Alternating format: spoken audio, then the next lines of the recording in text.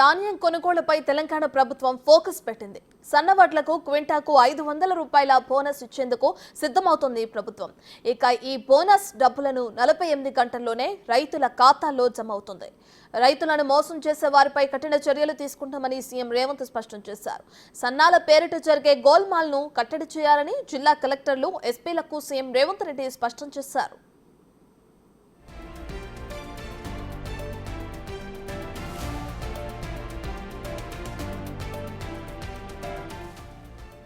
ఖరీఫ్ ధాన్యం కొనుగోళ్లకు ఈసారి రాష్ట్ర వ్యాప్తంగా 7,000కు పైగా కొనుగోలు కేంద్రాలుండాలని ఆదేశించారు సీఎం.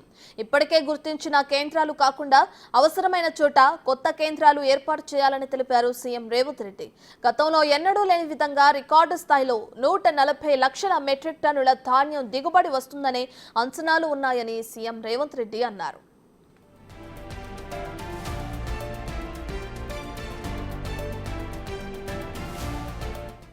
సన్నవడ్లు కొనేటప్పుడు నిర్దేశించిన ప్రమాణాలు పాటించాలని అధికారులను అప్రమత్తం చేశారు. సన్న రకాలను ధృవీకరించే యంత్రాలు, సిబ్బందిని అన్ని కేంద్రాల్లో అందుబాటులో ఉంచాలని సీఎం రేవంత్ రెడ్డి స్పష్టం చేశారు.